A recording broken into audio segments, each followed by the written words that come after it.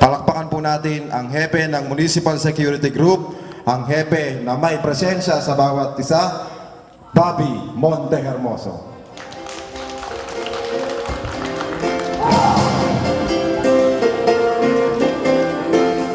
MSG, carry on.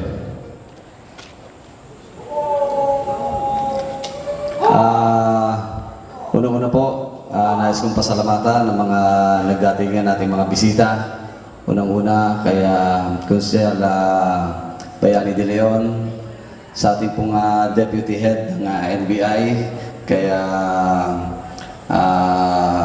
Agent Alvin Rebadillo, kaya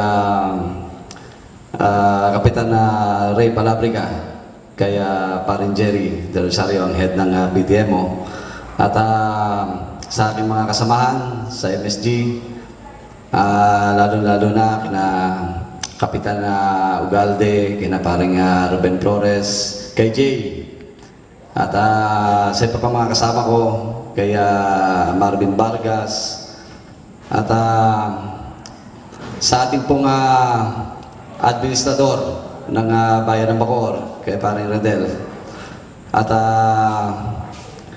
kay Dr. Suarez, ang ating pong tumatayong professor, at nag-tiyaga na nagturo dito sa ating mga kasama sa MSG. At sa lahat po ng mga narito, at lalo-lalo na po sa ating putihing mayor. Bagamat wala po siya rito, pinaabot po namin ang aming pasasalamat dahil kung hindi dahil po sa kanya, hindi po magiging matagumpay o hindi po namin makakamtan ang pagsasanay nito, itong pagtatapos sa pagsasanay nito. Alam nyo, nung unang nag-meeting kami roon sa munisipyo, sama po si admin, si Naka Hector, si Mayor, at naiyata nga po sa inyong lingkod ang pagiging head ng MSG. Sabi ko po, isang napakalaking pagsubok yata sa aking pagkatao, ang paghawak ng isang organisasyon gantong kalaki.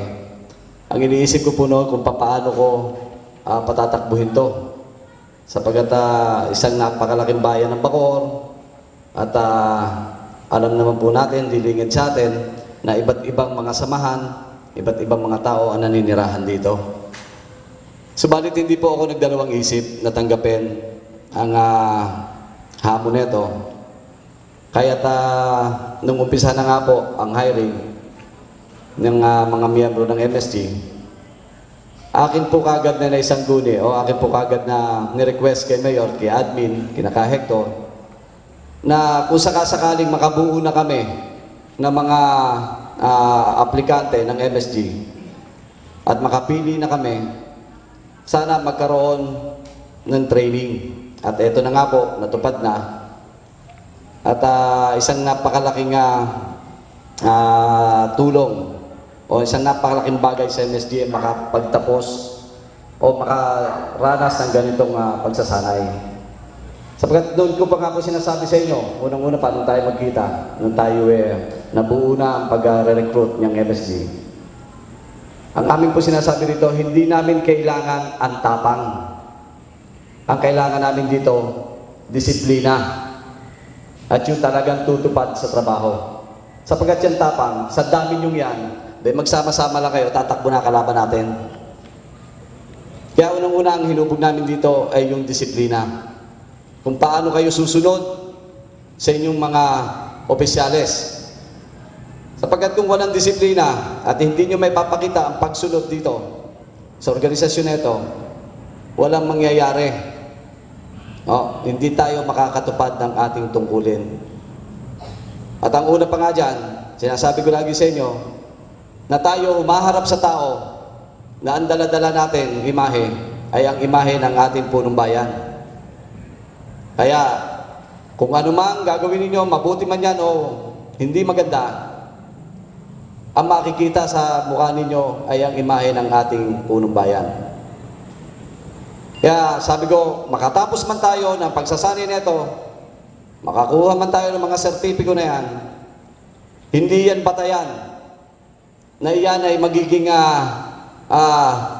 MSG kayo ng pangmatagalan.